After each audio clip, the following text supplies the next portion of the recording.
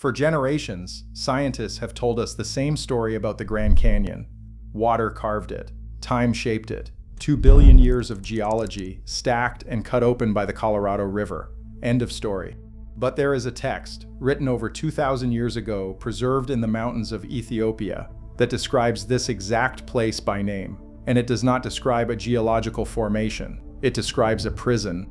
A sealed chamber cut into the earth by divine command to contain something so dangerous, so powerful, and so unkillable that destruction was not an option.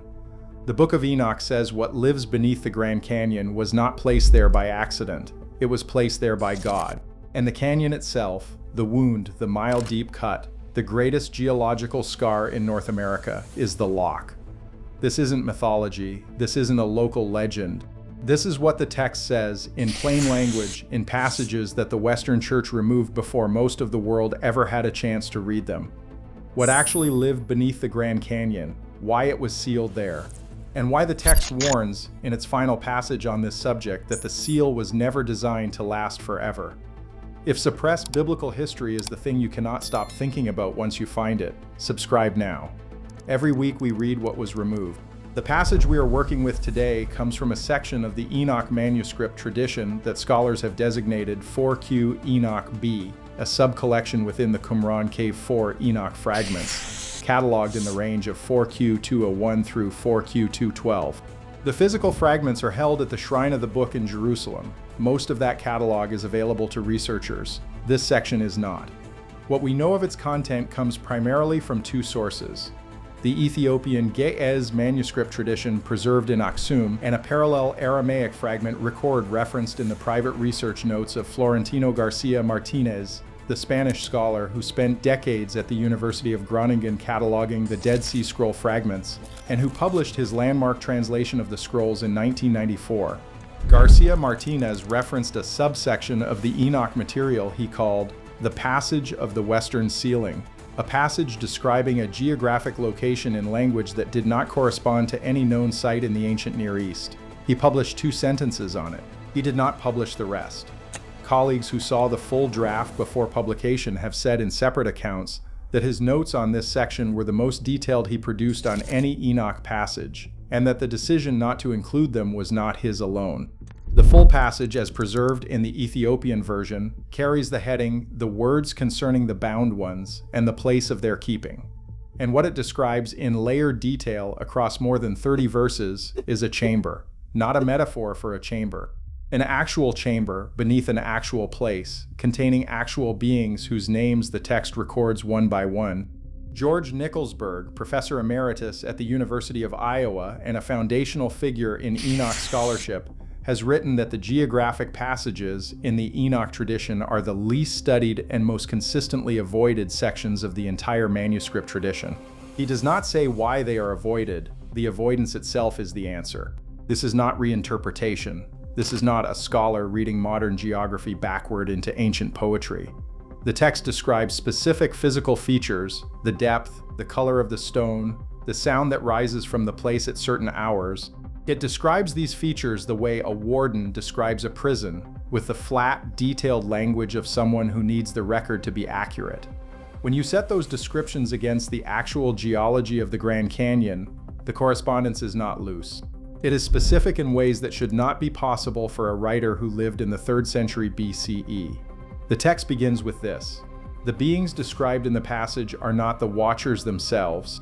The watchers, the 200 beings who descended to earth in the time before the flood, who took human wives and corrupted the earth, were bound and cast into darkness beneath the hills of Dudael," according to Enoch chapters 10 through 16. That judgment is in the Standard Translation. What is not in the Standard Translation is the separate account of their offspring, the Nephilim, the giants born from the union of watcher and human. They could not be bound the same way their fathers were, because they were only half of what their fathers were.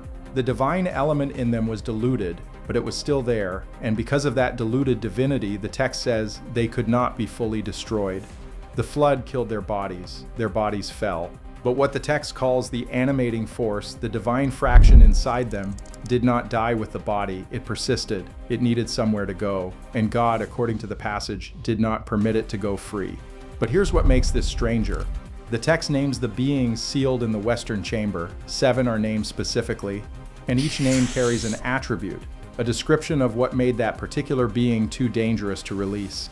The first is called Mahaziel, whose name in the Aramaic translates roughly as the one who sees through stone. The text says his perception could not be blocked by physical barriers. Walls meant nothing to him. Distance meant nothing.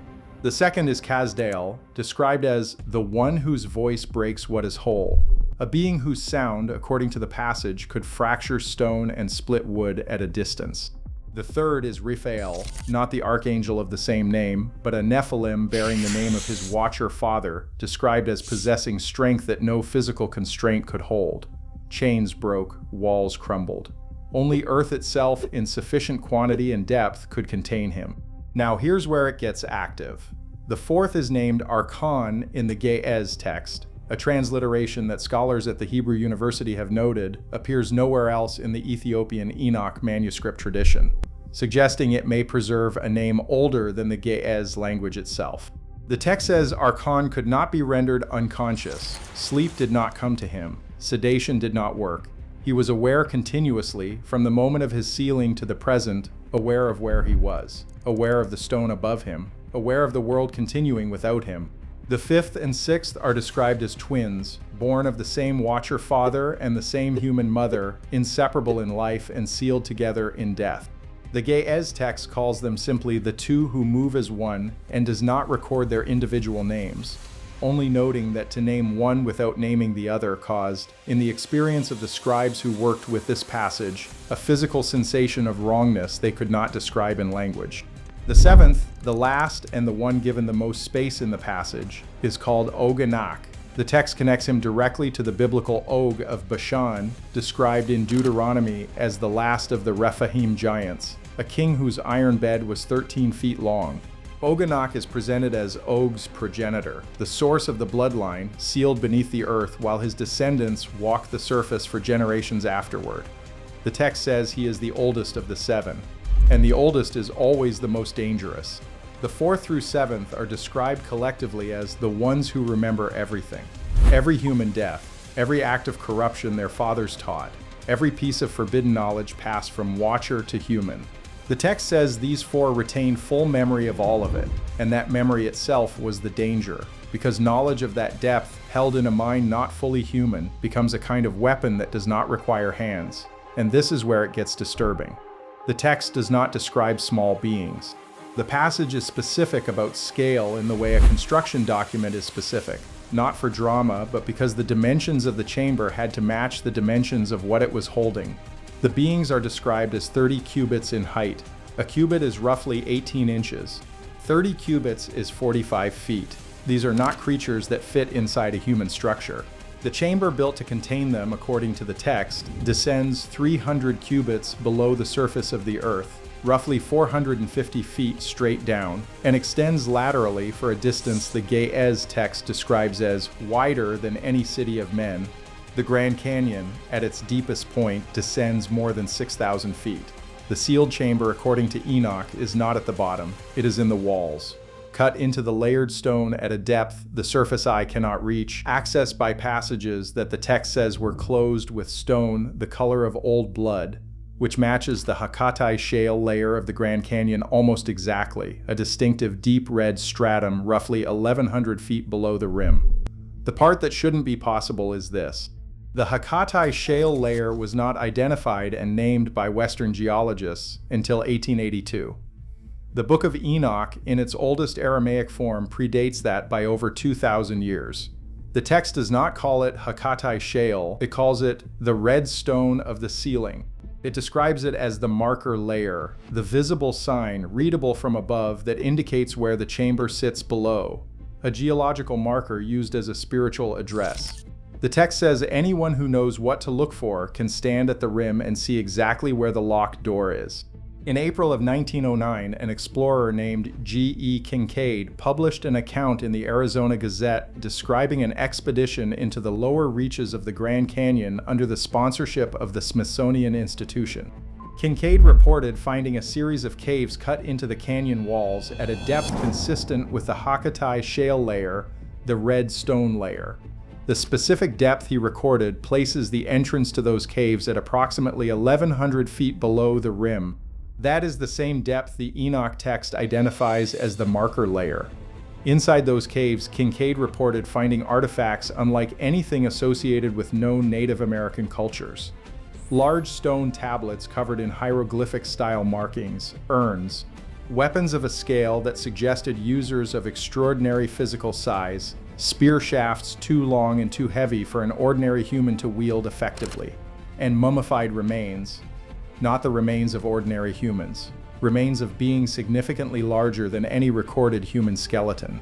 The article states that the largest of those remains measured over 9 feet in length. Kincaid stated that the Smithsonian had been notified and that a team led by a Professor S.A. Jordan had taken custody of everything recovered from the site.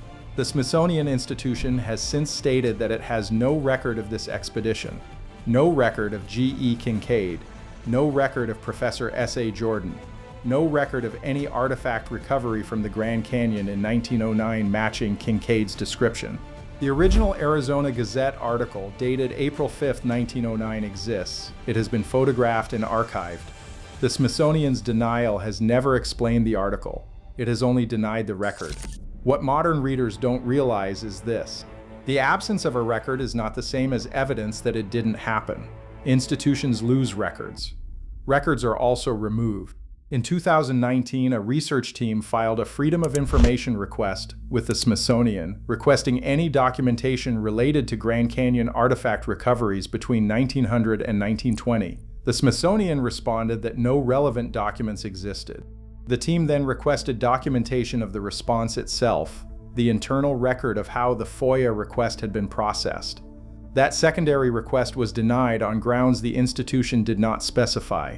That same year, a seismic survey conducted in collaboration between the University of Arizona and a private geological research firm detected a series of subsurface anomalies in the canyon's eastern wall, consistent with large hollow spaces at depths between 800 and 1,200 feet below the rim.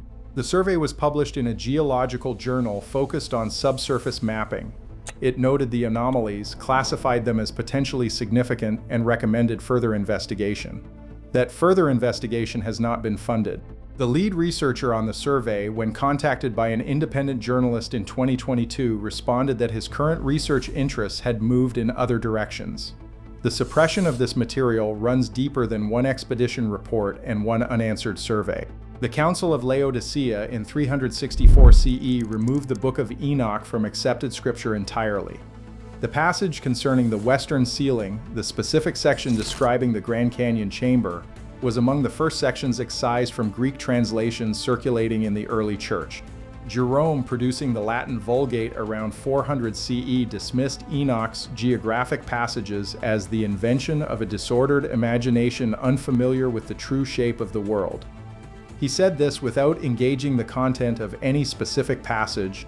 Augustine went further, arguing in City of God that any Enoch text describing divine judgment enacted in specific physical locations was a corruption of authentic theology. Neither man named the western ceiling passage directly. They built the framework under which it could be set aside without being read. R.H. Charles, whose 1906 English translation remains the standard Western reference, translated the Ethiopian Enoch in full, or appeared to.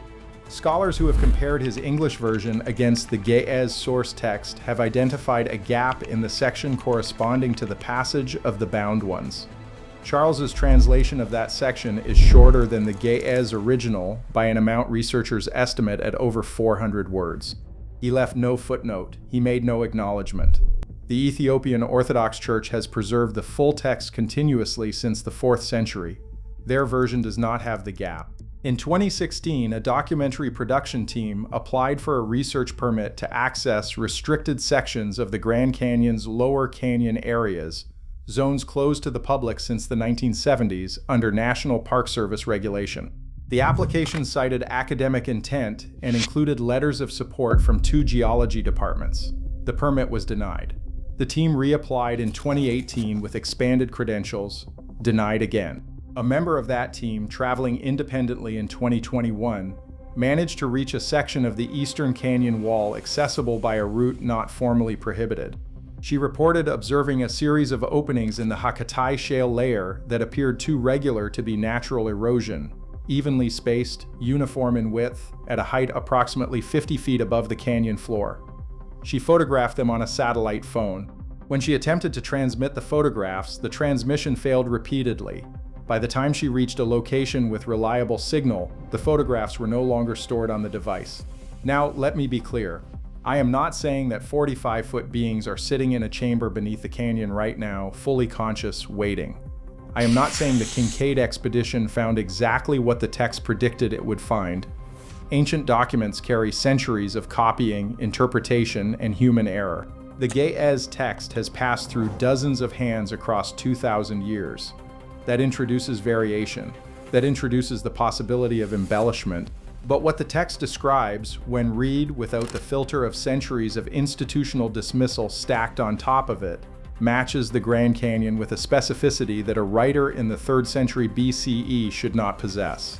The depth of the chamber, the red stone marker layer, the direction. The text consistently calls it the western ceiling, and the Grand Canyon sits in the western reaches of the North American continent, a continent the ancient world had no documented knowledge of.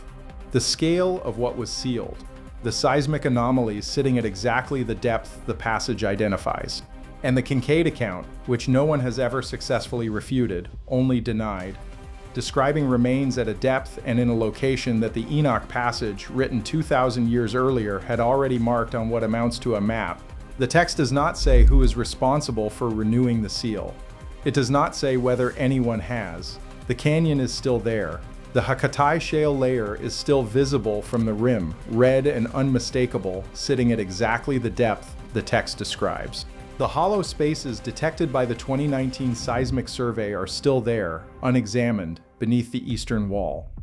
The Smithsonian Archive is still closed. The Ethiopian manuscript is still in Aksum, behind a door the outside world has not opened in 2 centuries.